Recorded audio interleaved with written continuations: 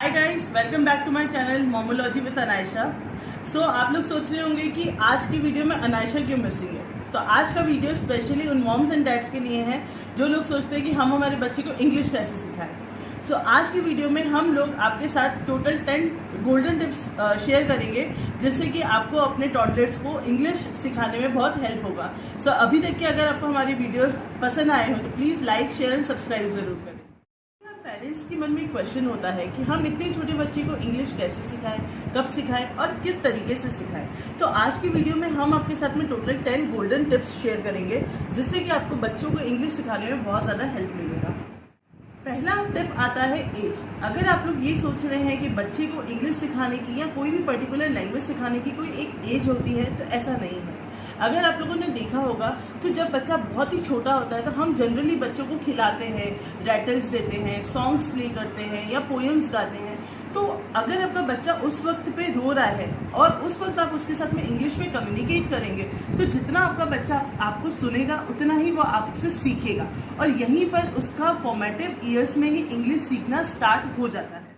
इसका एक छोटा सा एग्जाम्पल, जब अनायशा 4 या 5 डेज की थी तब हमने उसके लिए मसाज के लिए एक आंटी रखी थी। जब उसकी मसाज होती थी तो वो बहुत ही ज्यादा रोती थी। तो उस वक्त पे हम उसके लिए इंग्लिश में पोएम्स, हिंदी की पोएम्स, हम उसके लिए वो इंग्लिश और हिंदी की पोएम्स ही उसे सुनाते थे ज्यादा से ज्यादा।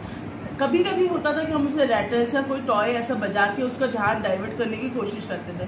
बट जो इंग्लिश और हिंदी की पोएम्स हमने उसको तब से स्टार्ट की थी बोलना, सुनाना, उससे उसने बहुत जल्दी इन पोएम्स को ग्रैब अप किया अपने माइंड्स में और बहुत जल्दी वो इन पोएम्स को सीखी है।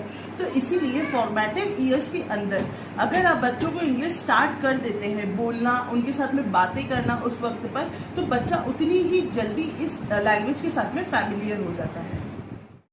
है बच्चों के साथ में छोटे छोटे निकनेम्स का यूज करना। जब बच्चा बहुत छोटा होता है और अपनी तोतली भाषा में कुछ बोलना स्टार्ट करता है तब हम उसको एक छोटे छोटे निकनेम्स दे देते हैं। लाइक अगर उसे पानी पीना रहता है तो हम बोलते बेबी आपको ममम पीना है। अगर हमें दूध पिलाना रहता है तो हम बोलते बेबी दूधू पियोगे। खेलने जाना है तो बेबी खेली खेली चलोगे।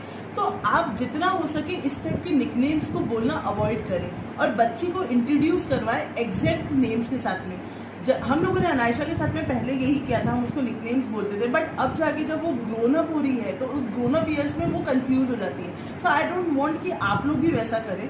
अब जाके हम लोगों ने उसे वो एग्जैक्ट टर्म्स क्लियर आउट करवाए हैं कि water, it is water not मम्मम। तो अब अगर उसे पानी चाहिए रहता है तो वो हमसे पूछती है mumma I want water, mumma I am hungry, mumma I need food. तो इस तरीके से जो छोटे छोटे निकनेम्स रहते हैं वो प्लीज आप अवॉइड करें और उसकी जगह पर आप एग्जैक्ट टर्म्स यूज करें। अगर आपको ऐसा लग रहा है कि बच्चों को इंग्लिश में हम क्या सिखाएं तो थर्ड टिप उसी से रिलेटेड होता है। Try to communicate with them on very simple things. Like उनके आसपास की चीजें बताएं। ये लाइट है, ये फैन है, this is light, this light needs to be switch on, switch off, this is fan, see how the fan rotates, this is TV, see we are seeing songs on the TV. तो बहुत ज्यादा simple चीजों से बच्चों को introduction दी। उनके body parts हो गए, आसपास के कलर्स हो गए, एनवायरमेंट से रिलेटेड चीजें हो गई, these are trees, these are leaves.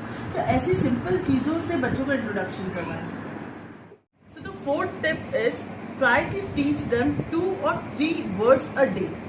जैसे कि सपोज अगर आपको उसे मून के बारे में डिस्क्राइब करना है तो आप उसे मून के बारे में 2-3 सेंटेंसेस में समझाइए।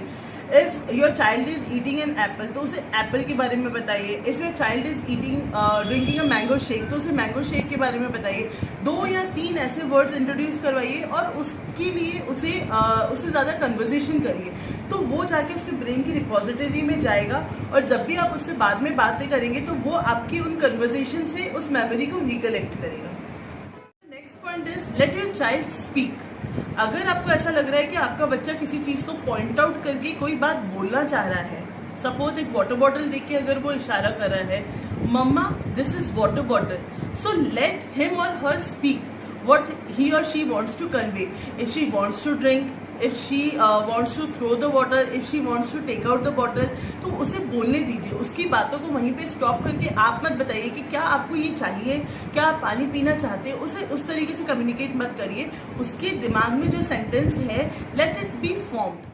अगर आप अपने भी बच्चे से कोई चीज़ पूछ रहे हो, आपने उसे सपोज 1 या 2 दिन पहले किसी चीज़ के बारे में डिस्क्राइब किया था, सपोज कोई कार्टून कैरेक्टर है, इफ आपने उसे उस कार्टून कैरेक्टर के बारे में सिखाया था, सपोज टॉम एंड जेरी है, see how Tom use to fight with Jerry, see how Tom run behind Jerry. अगर आपने इस तरीके से उसे कोई कार्टून कैरेक्टर के बारे में, एक एग्जाम्पल है, अगर आपने उसे सिखाया है तो 2 दिन बाद उस चीज़ को आप रिव्यू करें कि उसे उस चीज़ के बारे में कितना याद है, कितना उसने उस चीज़ को समझा है। और अगर वो उस चीज़ को आपको बता रहा है तो उसे उसका सेंटेंसेस कंप्लीट करने दीजिए। Don't interrupt in between, because whenever you are giving them a chance to complete their sentences, वो जितने भी वर्ड्स उन्होंने सीखे होते हैं वो उन सब वर्ड्स को ज्वाइन करके अपना खुद का सेंटेंस फ्रेम करता है। Don't try to correct them at that point, because अभी वो बहुत फॉर्मेटिव एजेस में है और इस टाइम पे वो वर्ड्स को रिकलेक्ट करके सेंटेंसेस फॉर्म करने की कोशिश कर रहे हैं। So always try to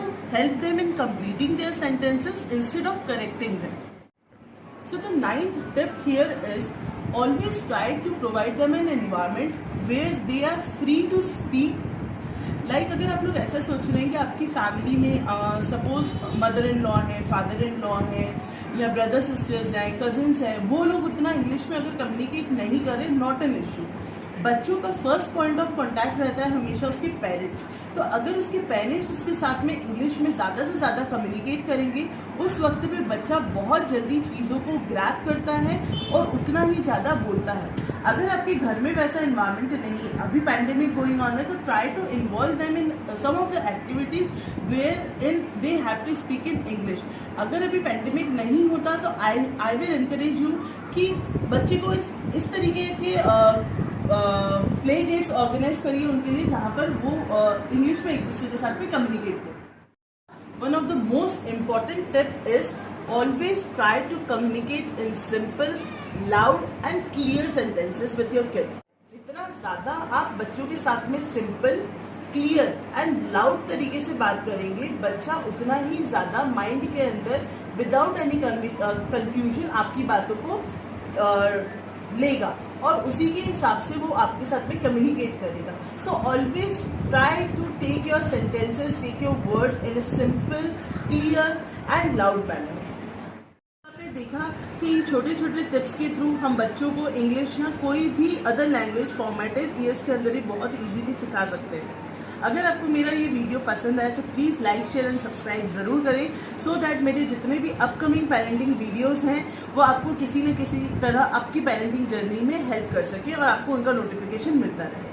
thank you so much. Stay healthy and stay safe. Bye.